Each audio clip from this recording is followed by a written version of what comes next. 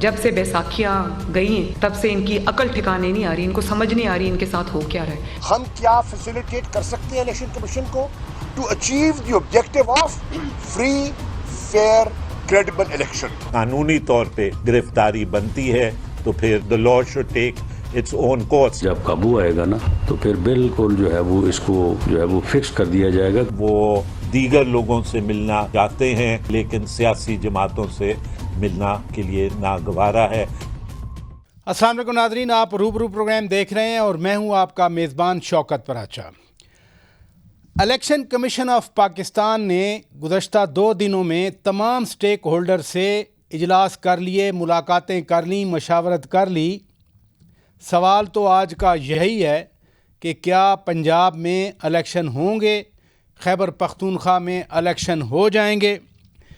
इसी तनाज़ुर में इमरान खान की गिरफ़्तारी की भी बहुत सारी बातें हैं। आज भी फैसलाबाद के जलसे में वज़ीर दाखिला राना सनाउल्लाह ने वादे तौर पर कह दिया कि ये गिरफ़्तार भी होगा और जेल भी जाएगा, लेकिन इमरान खान अदालतों के सामने पेश नहीं होते, वारंट गिरफ़्तारी जारी होते हैं, फिर अदालतें या अगली अदालतें रिलीफ़ दे देती हैं और तारीख़ आ जाती है। इसी तरह से सूबों की पुलिस हो या मरकज़ की पुलिस हो, वारंट गिरफ़्तारी लेकर जाते हैं लेकिन फिर रिस्पेक्टिव हाई कोर्ट्स का फ़ैसला आ जाता है, रिलीफ़ मिल जाता है।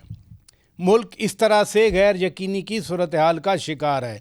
ऊपर से आज सदर ममलिकत के ख़िलाफ़ नाअहली की पटिशन समात के लिए मंजूर कर ली गई। 15 मार्च को सुप्रीम कोर्ट का 2 रुकनी बेंच उस पटिशन की समात करेगा, यानी कि गैर यकीनी और बढ़ रही है। IMF के साथ महीना हो चुका, मुआहदा नहीं हो रहा।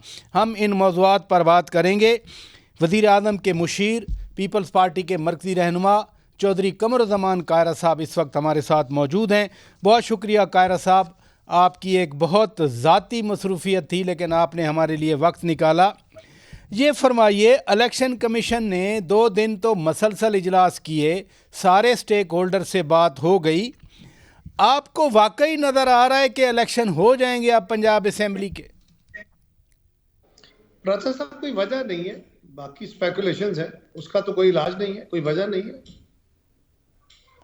जब आप कहते हैं कि वजह नहीं है तो उधर से हमें पैसे नज़र आते हैं कि इतने बिलियन, 15 बिलियन चाहिए, 5 बिलियन मिले थे या वादा किया गया था, 15 और चाहिए, कह दिया जाता है, पैसे नहीं है।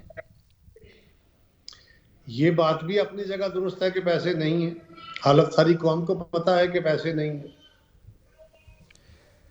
पैसे ना हों फिर भी तो मैंडेटरी है इलेक्शन कराना, सुप्रीम कोर्ट का हुक्म है, आइन कहता है। सुप्रीम कोर्ट का हुक्म जो है वो अपनी जगह सर आंखों पे, लेकिन पैसे तो होंगे तो इलेक्शन कमीशन को दिए जाएंगे ना।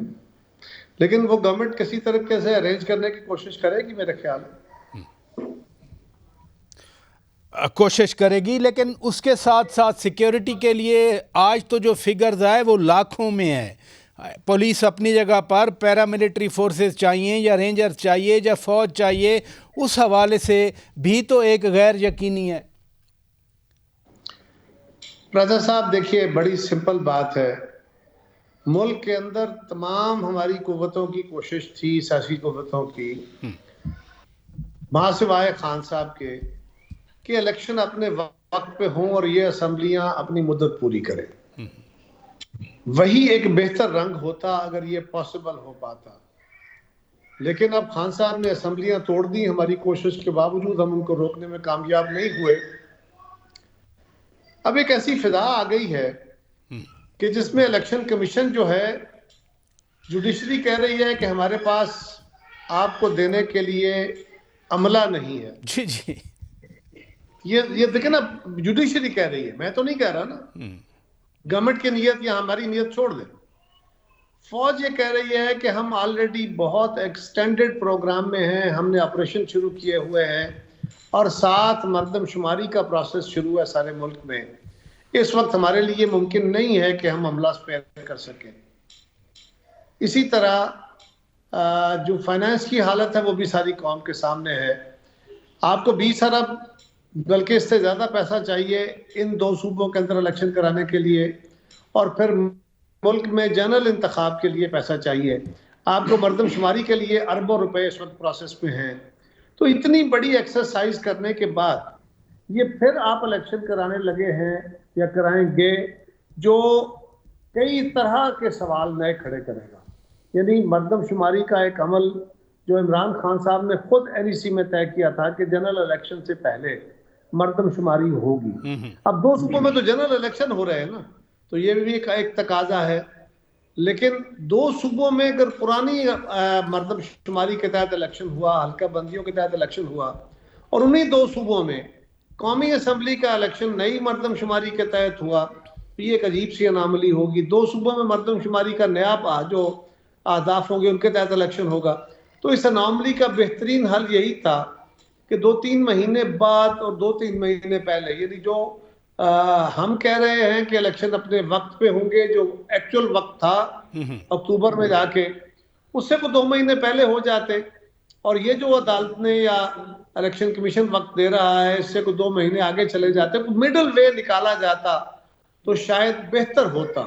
लेकिन अब देखिए, अदालतों के फैसले भी बिल्कुल बजा हैं, आईनी तकाजे भी बजा हैं। देखना यह है कि अब अमलन क्या हो सकता है। कई फैसले वो होते हैं, फैसले तो हो जाते हैं, उन पे अमल दरामद पॉसिबल नहीं रहता। चर साहब, ये सारे आर्गुमेंट जब सुप्रीम कोर्ट के 5 रुकनी बेंच के सामने केस था, पहले 9 था, फिर 7 रुकनी हुआ, फिर 5 रुकनी हुआ, ये सारे आर्गुमेंट उस बेंच के सामने आए, उसके बावजूद ये फैसला आया। जितने महकमे हैं सवाए चलें जुडिशरी के, बाकी ख़जाने का महकमा, दिफा का महकमा, दाखिला का महकमा, वो तो आपकी हुकूमत के अंडर हैं। You are the executive chief of all these departments. तो आपकी तरफ से तो एक वाज़े होना चाहिए ना कि हाँ, हुकूमत तैयार है इलेक्शन कराने के लिए। हुकूमत तैयार है अगर फौज कहती है कि हमारे पास इस वक्त हमला देने की पोजीशन नहीं है, और फाइनेंस मिनिस्ट्री कहती है कि पैसे नहीं है, मैं और कैबिनेट काबीना के मेंबरान तैयार भी हूं, तो फाइनेंस मिनिस्ट्री पैसे देगी तो तैयारी होगी। तो प्राचा साहब, ये कुछ वो मजबूरियां होती हैं जिसका हमारे पास बाजुकात इलाज नहीं होता। जो कुछ मैं कह रहा हूँ मेरा भी दिल नहीं कह रहा करता कहने को, और मैं समझता हूँ कि इलेक्शन अपने वक्त पे हो जाने चाहिए। लेकिन ये बात भी बहरहाल दुरुस्त है कि सिक्योरिटी की सिचुएशन भी बड़ी खराब होती है, और बार बार इलेक्शन कराना आसान काम नहीं है और बहुत महंगा प्रोसेस है। लिहाजा अगर इस पे तमाम स्टेक होल्डर बैठ के मशावरत करें तो दुरुस्त, अदरवाइज अपने वक्त पे इंतखाब तो होने हैं। अपने वक्त पे इंतखाब तो होने हैं, ये बात बड़ी दुरुस्त है। क्या फिर जो प्रॉब्लम्स आप बता रहे हैं, आप काबीना में बैठते हैं, फिर तो सुप्रीम कोर्ट के 5 रुकनी बेंच के फैसले के खिलाफ पिटीशन, अपील, रिव्यू, वो भी हुकूमत उस तरफ भी तो मूव नहीं कर रही ना, जब इतनी प्रॉब्लम्स हैं। प्राचा साहब, ये मेरे इल्म में नहीं है, इसको लॉ मिनिस्ट्री देख रही है। मेरे इसके ऊपर करंट इल्म में नहीं है कि वो कोई रिव्यू कर रहे हैं, क्या कर रहे हैं। मैं तो इस वक्त अपनी एक फैमिली की मसरूफियत में हूँ, लिहाजा मुझे उसके ऊपर अपडेट नहीं हूँ। लॉ मिनिस्ट्री क्या देख रही है मुझे नहीं पता। मैंने कहा अगर देख रही है, ये उन्हीं का काम है ना कि उस पर रिव्यू करना है, नहीं करना है, क्या करना है, वही एडवाइस करेंगे। अच्छा, एक बाज़गश्त मैं ये भी सुन रहा हूँ, लोग कह रहे हैं, ज़ाहिर है इमरान खान के मुखालफीन ही कहते हैं कि जी उन्होंने अपनी ज़िद और अना की बुनियाद पर असम्बलियाँ तोड़ी, अब जो खर्चा आ रहा है उन्हीं से वसूल किया जाए। ये अजीब सी मंतक नहीं सामने आ रही? ये इसका सवाल का पहला हिस्सा तो दुरुस्त है कि उन्होंने अपनी जिद और अना के लिए असम्बलियाँ तोड़ी, और जिस तरह तोड़ी गई वो दुरुस्त तरीका नहीं था, क्योंकि जो आइन वजीर आला को इख्तियार देता है उसके साथ मशरूत तो नहीं है, लेकिन मंतकी बात उसमें यही होती है कि कोई ऐसे हालात पैदा हो जाए कि असम्बली चलना मुमकिन ना रहे, उस पर लेजिस्लेशन मुमकिन ना रहे, तब असम्बलियाँ तोड़ी जाती हैं। लेकिन अगर एक वजीर आला अपने लीडर के कहने पे, उसकी ख्वाहिश पे, उसकी अना के घोड़े पे बैठने की वजह से वो फैसला कर देता है, तो उसके ऊपर तो बाकायदा बेंच की तरफ से ये सवाल उठा था। वो जो बेंच बनाया गया था 9 रुकनी, उस बेंच के अंदर भी ये सवाल उठाया गया था, और 9 से 7 और 7 से 5 रुकनी हुआ, और 5 रुकनी में से 2 रुकनों ने फिर कहा कि ये दुरुस्त तरीका कार नहीं है। लिहाजा देखें अब क्या करें, एक ऐसी सूरत हाल उलझ गई है जिसका हल निकालना जरूरी है, निकालते हैं। इस पूरे तनाजुर में ये भी बात आया है जो आप बेंच की ऑब्जर्वेशन की बात कर रहे थे, एक ऑनरेबल जज ने कहा था ना कि क्रिकेट के लिए पैसे हैं लेकिन इलेक्शन के लिए पैसे नहीं हैं। एक फाजिल जज ने ये भी कहा था कि ये देखें कि पहले असेंबलियां तोड़ी सही गई थी कि नहीं। अब किस किस की बात सुनेंगे। लेकिन जो आउटफॉल आ रहा है, मसलन जैसे लाहौर में जो कुछ हुआ, अक़वाम मुत्तहिदा की हद तक तो आवाज़ आ गई कि पाकिस्तान में ये क्या हो रहा है। अक़वाम मुत्तहिदा को अपने और बहुत सारे काम है, वो कश्मीर को देखें, वो फ़लस्तीन को देखें, और बहुत सारी जगह है दुनिया में देखने की। अक़वाम मुत्तहिदा को इस पर कोई परेशान होने की ज़रूरत नहीं है। अगर किसी भी जमात के कारकुन वो मुसल्ला जत्थे बन जाएंगे और वो लठबरदारी उठा के वो पुलिस की गाड़ियां तोड़ेंगे और उनको मारेंगे, तो उसके जवाब में पुलिस फूल तो पेश नहीं करेगी। चर साहब, मुझे ब्रेक लेना है। नादरीन, ब्रेक के बाद जब आएंगे वापस तो एक अजीब सा माहौल बना हुआ है, एंटी एस्टेब्लिशमेंट नारे लगाए जा रहे हैं। इमरान खान कभी कहते हैं आर्टिकल 6 लगा दें, कभी कहते हैं कोर्ट मार्शल कर दें। दूसरी तरफ आज फैसलाबाद में भी इदारों के हवाले से उस जलसे में बातें की गई। चौधरी कमरुज़्ज़मान कायरा साहब हमारे साथ हैं, हमारे रूबरू हैं। सियासत उन्होंने देखी है, बहुत से अदवार देखे हैं, सख्त अदवार में भी उन्होंने सियासत की है। उनकी राय जानूंगा। ब्रेक के बाद stay with us. Welcome back नाजरीन, आप रूबरू प्रोग्राम देख रहे हैं और हमें इस वक्त ज्वाइन कर चुके हैं सेनेटर बैरिस्टर सैयद अली ज़फ़र साहब, सेनेट स्टैंडिंग कमेटी बराए कानून इंसाफ के चेयरमैन भी हैं। बहुत शुक्रिया सेनेटर साहब। मैं कमरुज़्ज़मान कायरा साहब से बात कर रहा था कि इलेक्शन कमीशन ऑफ पाकिस्तान ने 2 दिन इजलास किए दिफा, ख़जाना, दाखिला के साथ। आपको अब लग रहा है कि इलेक्शन हो जाएंगे? जी देखिए राजा साहब, ये बहुत सारे लोग सवाल पूछ रहे हैं कि इलेक्शन हो जाएंगे या नहीं हो जाएंगे।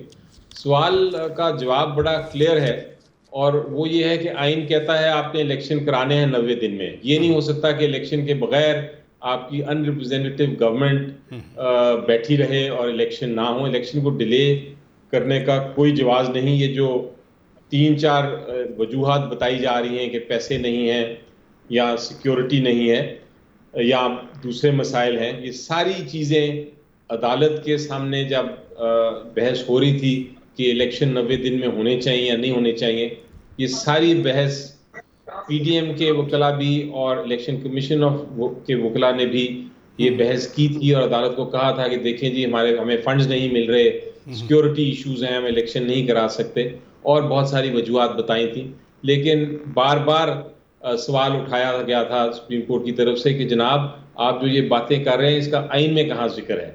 इस तरह अगर हम ये देने लगे किसी को बहाना कि वो इलेक्शन को डिले करें और हम ये कहने लगे कि हाँ सिक्योरिटी की वजह से आप डिले कर दें या पैसे नहीं हैं आप डिले कर दें, तो फिर तो कभी इलेक्शन होंगे नहीं। हमेशा हुकूमतें आके ये बात करेंगी तो वो इलेक्शन डिले हो जाएगा। तो ये हम बात आइन के बाहर हम बिल्कुल बात नहीं कर सकते, ना हम सुनेंगे, और ये चीज़ रिजेक्ट कर दी। और उसके बाद राजा साहब आपको एक और बात बताऊं, जो जजमेंट आई उसमें इस चीज़ का शायद अदालत को, जज साहिबान को ये खदशा हुआ कि हो सकता है हमारी जजमेंट के बाद ये फिर से ये बहाने बनाने की कोशिश करें। तो उन्होंने आखिरी पैराग्राफ में ये बड़ा वाज़ेह तौर पे जिक्र कर दिया कि जनाब जितनी भी एग्जीक्यूटिव अथॉरिटीज़ हैं, care taker government, federal government, जो भी हुकूमतें हैं, जहाँ जहाँ इलेक्शन कमीशन ऑफ पाकिस्तान को ज़रूरत आई, उनको अगर पैसों की ज़रूरत हुई, उनको अगर सिक्योरिटी की ज़रूरत हुई या कोई और सहूलियात की ज़रूरत हुई, तो सारी चीज़ें जिम्मेदारी है इन केयर टेकर गवर्नमेंट्स की और फेडरल हुकूमत की और एग्जीक्यूटिव अथॉरिटी की, आइन के तहत भी और हमारे हुक्म के तहत भी, कि वो उसको पूरा करें, इलेक्शन कमीशन ऑफ पाकिस्तान को जो चीज़ चाहिए दें। ये तो बाइंडिंग हो गया। आइन का आर्टिकल 220 भी इलेक्शन कमीशन को भी एम्पावर करता है। ज़रा मैं आगे बढ़ता हूँ, आप कानूनदान हैं। इमरान खान कभी कहते हैं आर्टिकल 6 के तहत जनरल बाजवा के ख़िलाफ़ कार्रवाई की जाए, फिर कहते हैं इनका कोर्ट मार्शल किया जाए। ये गैर मंतकी जो डिमांड्स हैं, क्या ये अवाम के मसाइल के हल की तरफ लेके जा रहे हैं? गैर यकीनी बढ़ रही है, आप कैसे देखते हैं? देखिए मैं तो इसको इस तरह देखता हूँ, मैं थोड़ा इसको ज़रा डिफरेंट तरीके से सारी चीज़ को देख रहा हूँ। मैं ये देख रहा हूँ कि हमारे ऑपोजिट जो हैं वो सारी पॉलिटिकल पार्टीज हैं।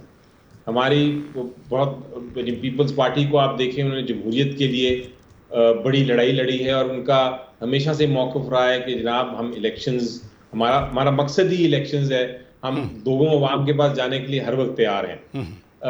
जो PMLN है वो भी एक जमात है, उन्होंने भी बड़े नारे लगाए हुए हैं कि वोट को इज्जत दो और हम अवाम के वोट से आए हैं और हम अवाम के पास जाना चाहते हैं, हमारी बड़ी मकबूलियत है। इसी तरह सारी पॉलिटिकल जमातें ये हैं। लेकिन इस केस में जब हम कह रहे हैं कि आपने इलेक्शन कराना है, हमने डिसॉल्व कर दी असेंबलीज, जब उन्होंने सुप्रीम कोर्ट ने कह दिया कि आपने इलेक्शन कराना है, जब आइन कहता है कि हमने इलेक्शन कराना है, तो फिर वो इलेक्शन से क्यों भाग रहे हैं? अब इलेक्शन से भागने का तरीका क्या है? उन्होंने जब पहले दिन कैंपेन शुरू करने की कोशिश की PTI ने, तो पहले दिन ही सेक्शन 144 लगवा दिया और सेक्शन 144 लगाने के बाद आपने देखा कि जो पॉलिटिकल पार्टी की एक रैली थी उसको खत बंद करने की कोशिश की है। जमहूरी हुकूमत की बात कर रहा हूँ मैं, केयर टेकर हुकूमत के तहत एक प्रोसेस चल रहा है, इलेक्शनिंग हो रही है, उसको रोका जा रहा है और फिर एक इनोसेंट, एक मासूम स्पेशल चाइल्ड को आपने कत्ल कर दिया इस तरह पुलिस कस्टडी में, जो हम सारे देख रहे हैं सोशल मीडिया पे। तो इस किस्म की हरकतें जब आप देखें हो रही हैं, तो मेरा ख्याल है कि आपको क्लियरली, स्पेशली आप राजा साहब, आप तो एक बड़े हमेशा आवाज़ उठाते हैं डेमोक्रेसी की, जमहूरियत की, आप मीडिया को भी इसको रेज करना चाहिए इशू को। और कायरा साहब जैसे सीजन पॉलिटिशियंस जो आपके प्रोग्राम पे हैं और पीपल्स पार्टी में और भी बहुत सारे ऐसे लीडर्स हैं, उनको तो आके सपोर्ट करनी चाहिए इस वक्त इस पॉलिटिकल प्रोसेस की और इस जमहूरियत के प्रोसेस की, इस आईनी प्रोसेस। चले मैं चौधरी साहब से जवाब ले लेता हूँ। चौधरी साहब, आपसे मेरा यही सवाल है कि अवाम के मसाइल हैं, महंगाई बढ़ गई, IMF से एग्रीमेंट नहीं हो रहा, लेकिन इधर से आपकी सफ़ों से भी आपकी इत्तेहादी हुकूमत के कायदीन भी एंटी एस्टेब्लिशमेंट बयानियों को लेकर चल रहे हैं। मसलन अब जनरल फैज़ हमीद के ख़िलाफ़ कार्रवाई आपकी सफ़ों से आ रही है, ये बात मीन आपके जिनके साथ इत्तेहादी हुकूमत में है उनकी तरफ से। ये मसाइल का हल है एंटी एस्टेब्लिशमेंट बयानिए को हवा देना, लेके चलना? राजा साहब, सवाल ये है कि सियासी बयानिए में बहुत सारी बातें होती है, वो आपके प्रोग्राम की तरह सारा कुछ डिजाइन नहीं होता। उसमें आपने मुतालबे भी करने होते हैं, उसमें आपने लोगों को उनका मुस्तकबिल का वे फॉरवर्ड भी देना होता है, और ये सारा नहीं मुमकिन होता कि जो कुछ आप कह रहे हैं वो सारा अमल दरामद भी हो जाएगा। लेकिन उसका मतलब ये भी नहीं होता कि आप लोगों को कोई बात ही नहीं करेंगे। आप माजी के ऊपर क्रिटिसाइज करने के लिए भी बातें करते हैं। हम आज तक कहते रहे कि जिन लोगों ने शहीद भुट्टो को फांसी की गलत सजा दी थी उनके खिलाफ भी कोई फैसला करे, कभी सुना तो नहीं गया। मुतालबे अपनी जगह रहते हैं, लेकिन उन मुतालबों का कतई मकसद ये नहीं होता कि हालात रोक दिए जाएं। तारीख रुका नहीं करती, वक्त रुका नहीं करता, चलते रहना है। दूसरी गुजारिश, जहां तक ताल्लुक ये है कि बड़ा जबर हुआ, बड़ा जबर होता रहा। इमरान खान के दौर में बहुत इंसाफ के कले फतह होते रहे, कमाल होता रहा। यानी मीडिया को भी बड़ी आज़ादियाँ रहीं। पाकिस्तान के अपने सियासी मुखालफिन के साथ भी इन्होंने बहुत ज़्यादा कानूनी इंसाफ फराहम किया। नैब के कानून को भी बड़ा आला तरीके से इस्तेमाल किया, और उन्होंने तो किसी को जाके परसू करके उसके लिए कुछ स्पेशल कोशिश नहीं की। अब भी वैसा होना चाहिए, कैरेक्टर असैसिन नहीं, बिल्कुल नहीं होना चाहिए, बिल्कुल नहीं होना चाहिए। लेकिन गुजारिश ये है कि ये मीडिया से भी गुजारिश है कि सिर्फ हमारे लिए नहीं, ये बात सबसे कहें। हाँ, उस रैली में पहली बात तो ये है कि अगर 144 लग गई थी तो 144 के खिलाफ आप कोर्ट में जाएं, आपकी तो उसी वक्त एप्लीकेशन ले ली जाती है, उस वक्त फैसला दे दिया जाता है। अगर आप समझ रहे थे कि गलत हुआ है तो बड़ा आसान काम था।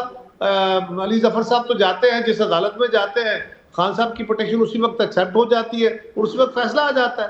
यानी ये देखे ना, एक अदालत उनकी बेल रिजेक्ट करती है, 15-20 मिनट बाद उनकी बेल अप्लाई होती है और अगले 30-40 मिनट में बेल हो जाती। तो ये तो उनके लिए आसानी सा रास्ता था। लेकिन क्या उस पुलिस के ऊपर अगर आपके मुसल्ला जत्थे डंडे मारेंगे, उनको सर फाड़ेंगे, उनकी गाड़ियां तोड़ेंगे, तो वो आपको मोहब्बत से फूल पेश करेंगे? क्या तवक्को करते हैं? लेकिन चर साहब इसमें गुजारिश ये है कि हर बंदे के खिलाफ केसेस, मसलन कोई इधर बेल करवा रहा है, कोई उधर बेल करवा रहा है। फवाद चौधरी साहब इधर इस्लामाबाद में थे, उनके खिलाफ भी वो तोड़ फोड़ का पर्चा कट गया। तो इतना ब्लाइंडली केसेस रजिस्टर हो रहे हैं, क्या करेंगे फिर सियासी कारकुन, सियासी कायदीन? नहीं, मैं तो कह रहा हूं कि ये कोई तरीका नहीं है। पर्चे देने से कभी चीजें रुका नहीं करती, लेकिन इनका और इलाज भी क्या है? मैं कभी इसके हक में नहीं हूं, कभी ये नहीं कहूंगा, लेकिन इन्होंने तो जिद करके रख दिया है पूरे निजाम को। इन्होंने तो जिद करके रख दिया हर चीज को। इन्हें ना कोई अखलाक है, ना कोई अखलाकी कदर है, ना झूठ बोलते हुए कोई ख्याल आता है, ना दूसरे की इज्जत उछालते हुए कोई ख्याल आता है। और इस तरह मतलब एक अजीब सा नैरेटिव बनाया गया है। इलेक्शन अपने वक्त पे होने चाहिए, आइन का तकाजा है, और बहुत सारे आइनी तकाजे हैं जो तारीख में पूरे नहीं हुए। इसका मतलब मैं ये नहीं कह रहा कि आइनी तकाजे पूरे ना करें। आइन के तहत इलेक्शन होने चाहिए। इलेक्शन डेमोक्रेसी की रूह है, ऑक्सीजन है, इसके बगैर डेमोक्रेसी नहीं चल सकती। लेकिन इस मुल्क के अंदर हमने बहुत बड़े बड़े खिलवाड़, बहुत बड़े बड़े जजेस से, बहुत बड़े बड़े बेंचेस से, बहुत बड़े बड़े कानूनदानों से देखे होते हुए, और आज भी आइन के तहत बहुत सारी चीजें हैं जो आइन में लिखी गई हैं, उतनी ही मुकद्दस है, और वो नहीं हो रही, और उसके ऊपर हमने कभी बात भी नहीं की। लेकिन ये जो इलेक्शन प्रोसेस है, ये बहरहाल डेमोक्रेटिक प्रोसेस के लिए इलेक्शन का होना बहुत जरूरी है, लिहाजा इसका इनेकाद होना चाहिए। हाँ, ये बात भी दुरुस्त है, और मेरे भाई जानते हैं इस बात को कि अगर कोई गैर मामूली सूरत हाल पैदा हो जाती है, तो उस गैर मामूली सूरत हाल के लिए आइन अपने अंदर ही कुछ जवाब देता है, आइन अपने अंदर ही कुछ रास्ते पैदा कर देता है कि अगर गैर मामूली सूरत हाल हो जाए तो आप ये रास्ता इख्तियार कर सकते हैं। लिहाजा मैं इस बात का तो कायल हूँ, लेकिन बिल्कुल इलेक्शन होने चाहिए, टाइम पे होने चाहिए। गवर्नमेंट के अपने तकाजे हैं, और अगर सिक्योरिटी सिचुएशन दुरुस्त ना हो तो ये भी याद रखिए कि कई इलेक्शन बर्बादी का बहस बन जाते हैं। चलें, इधर रुकिएगा चर साहब, इधर रुकिएगा, मैं ब्रेक ले लेता हूं। नाजरीन, ब्रेक के बाद जब वापस आएंगे, सदर ममलिकत के खिलाफ भी आज एक पटिशन समात के लिए मंजूर हो गई। 62(1)F के तहत उनकी नाअहली की प्रे की गई है। मैं मुअज़्ज़ज़ मेहमानों के सामने ये मामला रखूंगा, और साथ साथ एंटी एस्टेब्लिशमेंट बयानिए की भी मैं बात करना चाहूँगा कि बजाय इसके कि अपना प्रोग्राम दिया जाए 5 साल का, 10 साल का, 20 साल का, वो हम माजी में ही फंसे हुए हैं। ब्रेक के बाद बात करते हैं। वेलकम बैक नाजरीन, आप रूबरू प्रोग्राम देख रहे हैं। सेनेटर बैरिस्टर सैयद अली ज़फ़र साहब, एंटी एस्टेब्लिशमेंट बयानिया गुज़श्ता अप्रैल से या उससे भी पहले जारी रखा हुआ है। क्या इससे अवाम के मसाइल हल हो रहे हैं? बजाय इसके कहा जाता कि ये हमारा 5 साल का प्लान है, 10 साल का प्लान है, 15 साल का प्लान है, हम वो माजी में ही फंसे हुए हैं। हमारी हुकूमत चली गई, फ़लाँ ने साजिश की, फ़लाँ ने गिराई। ये कब तक ऐसा चलेगा? राजा साहब, आपने बड़ी अच्छी बात की, और मेरा ख्याल है कि ये हर फॉरवर्ड थिंकिंग जो शख्सियत है हमारे मुल्क की, वो यही सोच रहा है और यही कह रहा है कि एक जहाँ तक पॉलिटिक्स है, सियासत है, वो तो अपनी जगह चलती रहती है। आप एक दूसरे के खिलाफ बातें भी करते हैं, आप एक नैरेटिव भी बिल्ड करते हैं, लेकिन जो कौम को और जो मुल्क को इस वक्त सबसे ज़रूरी चीज़ है वो ये है फॉरवर्ड प्लान। जी जी, हमारा इकोनॉमिक प्लान क्या होगा, हमारा जस्टिस सिस्टम का क्या प्लान होगा, एग्जैक्टली पुलिस में रिफॉर्म्स क्या होंगी, टैक्स रिफॉर्म्स क्या होंगी, हमने अपने डिफेंस को, खारजा पॉलिसी को किधर लेके जाना है, सबसे बढ़कर आवाम की खुशहाली के लिए हमने क्या करना है जी। और आप अगर डिबेट्स देखें तो डिबेट्स इसके ऊपर होनी चाहिए, इलेक्शन का ये हिस्सा होना चाहिए जहां डिबेट्स आप अपनी अपनी इकोनॉमिक पॉलिसीज़, अपनी अपनी रिफॉर्म पॉलिसीज़, अपनी अपनी सोशल पॉलिसीज़, उसके ऊपर आप बहस करें। और ये मेरा ख्याल है कि आपके प्रोग्राम्स में भी हम बजाय ये बातें करें कि माजी में क्या हुआ और क्या नहीं हुआ, अब नेक्स्ट स्टेप होनी चाहिए कि हम फ्यूचर की तरफ देखें। और ये बिल्कुल, मैं तो आपके प्रोग्राम पे मैं बात करता था कि जो एक ऑपोजिशन का रोल है और जो एक पॉलिटिकल पार्टी गवर्नमेंट का रोल है, हर एक के पास थिंक टैंक्स होने चाहिए। थिंक टैंक्स का काम हो कि हम सियासत से अलावा हम पार्टी की जो पॉलिसीज फ्यूचर आने वाली हैं, क्योंकि सारी parties are parties in waiting, वो गवर्नमेंट इन वेटिंग होती हैं, उनमें अपने अपने जो लीडरशिप है उनको ट्रेन करने की भी ज़रूरत होती है कि अगर हम आ जाए एक हुकूमत में तो हर एक ने क्या क्या रोल अदा करना है और क्या क्या रिफॉर्म्स हम इम्प्लीमेंट करनी है, ताकि एक मामला आगे चलता जाए। और इसके साथ एक और बड़ी इंटरेस्टिंग बात है राजा साहब कि कई पॉलिसीज होती हैं वो स्टेट पॉलिसीज होती हैं और कई होती हैं हुकूमत की पॉलिसीज। हुकूमत जो भी आ जाए, स्टेट पॉलिसीज एक अच्छे मुल्क की, एक अच्छे माशरे की, एक प्रोग्रेसिव मुल्क की, वो स्टेट पॉलिसी उसी तरह चलती रहती है। हुकूमत अपनी पॉलिसीज गवर्नमेंट लेवल पे ले आती है ज़रूर, लेकिन हमारे मुल्क में मसला ये रहा है कि हमारी जो भी हुकूमत आती है या जाती है वो स्टेट पॉलिसीज़ और जो हुकूमती पॉलिसीज़ हैं उसमें डिफ्रेंशिएट नहीं करती, और वो उसकी वजह से इम्पैक्ट हमें अल्टीमेटली इकोनॉमिक इम्पैक्ट होता है। हमारा एक इन्वेस्टर को ही देख लें आप, अगर इन्वेस्टर को पता हो। बिल्कुल आप दुरुस्त फरमा रहे हैं, और यही मेरा कॉन्टेक्स्ट भी यही है। मसलन जो मुल्क में जो गैर यकीनी सूरत हाल पैदा हुई है, IMF अभी तक एग्रीमेंट नहीं कर रहा, फिर आपके जो सूबाई वज़रा थे फाइनेंस के KP से और पंजाब से, शौकत तरीन साहब की जो एक टेलीफोन ऑडियो सामने आई थी, उस वजह से भी वो बड़ा एक मसला बना। आपने दुरुस्त फरमाया कि स्टेट और गवर्नमेंट को जब मिक्स करके देख लिया जाता है तो फिर अपोजिशन शुरू हो जाती है। आपकी अपनी पार्टी में इसका एहसास क्यों नहीं है? फिर देखिए, ये बिल्कुल एहसास है, और मेरा ख्याल है अब आप इसमें आते हुए जो आप आइंदा वक्त आ रहा है इसमें आप देखेंगे एक पॉलिसी चेंज। अच्छा, जो अब फ्यूचर की बात कर रहे हैं, अब मुस्तकबिल में हमें यही देखना है। माजी की जो होता रहा नहीं होता रहा वो अपनी जगह एक अलग बात है, वो सियासत है, बट सबसे पहले स्टेट आती है, सबसे पहले हमारा मुल्क आता है और अवाम आती है। और मतलब हमें उस तरफ सोचना शुरू कर दिया है। और मुझे तो ये उम्मीद थी कि हर पॉलिटिकल पार्टी इस मामले में इसी तरह सोचेगी, लेकिन नज़र बदकिस्मती से नहीं आता। जिस तरह अरेस्ट की पॉलिसी आ रही है, और जिस तरह मैंने खुद आपको राजा साहब बताऊं कि कम से कम 9 या 10 केस कर चुका हूं अब मैं, जिसमें बड़ा क्लियरली हमारी ऑपोजिशन की तरफ से वायलेशंस हैं, आइन की क्लियर कट वायलेशंस हैं, और वो उसके बावजूद उन्होंने ये की उसकी वायलेशन आइन की, और वो फिर अल्टीमेटली अदालत में जाके हमें दुरुस्त करना पड़ा। तो अगर इस तरह का सही है, अदालत में आप जाते हैं, अदालतें फैसले भी दे रही हैं। एक ज़िमनन सवाल आ रहा है कि आपके कायद, आपके वज़ीर आज़म जब इमरान खान थे, इन्होंने भी एक एक्सटेंशन दी थी जनरल बाजवा साहब को।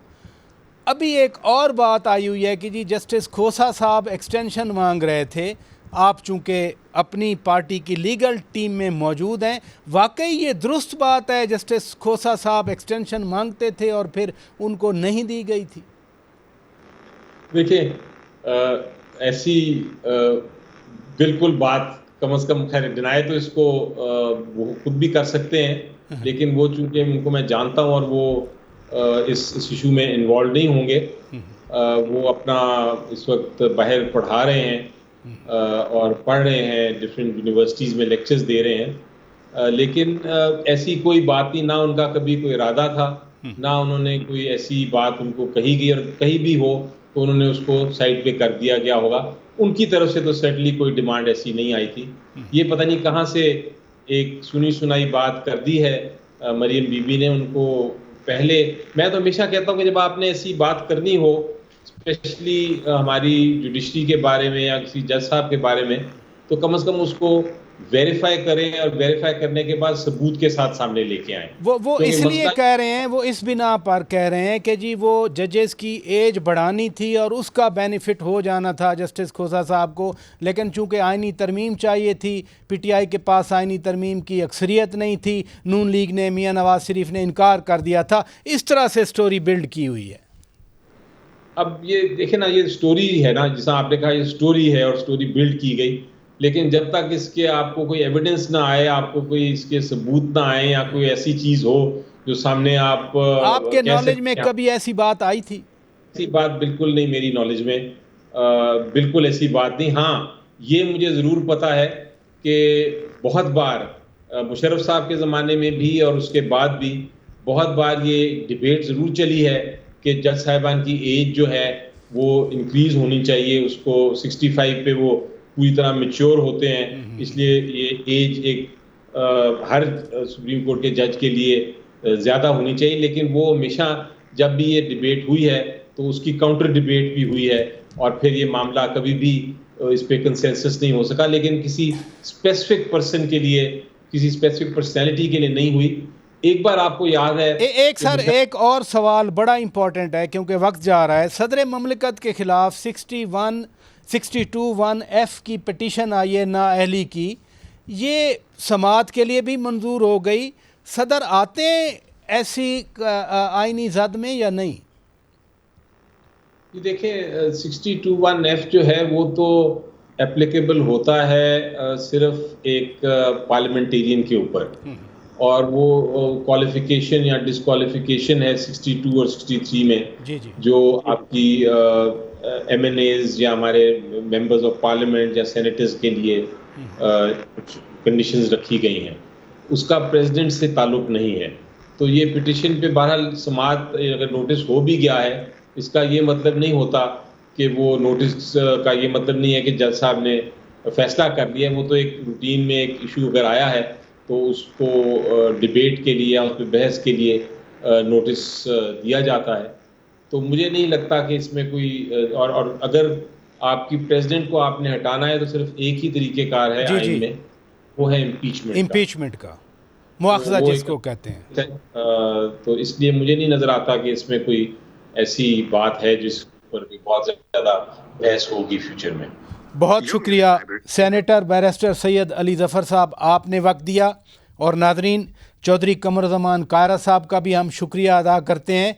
ये बड़े अहम कौमी मामलात थे और बहुत सीनियर पॉलिटिशियन के साथ मैंने ये मामलात उनके सामने रखे, क्योंकि कुछ चीज़ें आईनी हैं, कुछ उनकी प्रैक्टिकल इम्प्लिकेशन हैं। और आजकल पाकिस्तान जिस गर्दाब में रादर फंसा हुआ है, इस गर्दाब से मुल्क को निकालना सबकी मुश्तरका ज़िम्मेदारी है। वो आज की हुकूमत हो, आज की अपोजिशन हो, या गुज़श्ता रोज़ की हुकूमत हो और गुज़श्ता रोज़ की अपोजिशन हो, सबको कम अज़ कम अपनी ज़िम्मेदारियों का इतना तो एहसास होना चाहिए कि मुल्क सबका है। सिर्फ़ एंटी एस्टेब्लिशमेंट बयानियाँ आगे बढ़ाकर आप लोगों की हमदर्दियाँ तो शायद ले लेंगे, लेकिन मुल्क की खिदमत नहीं होगी। अपने मेज़बान शौकत पराचा को इजाज़त दीजिए। खुदा हाफिज़।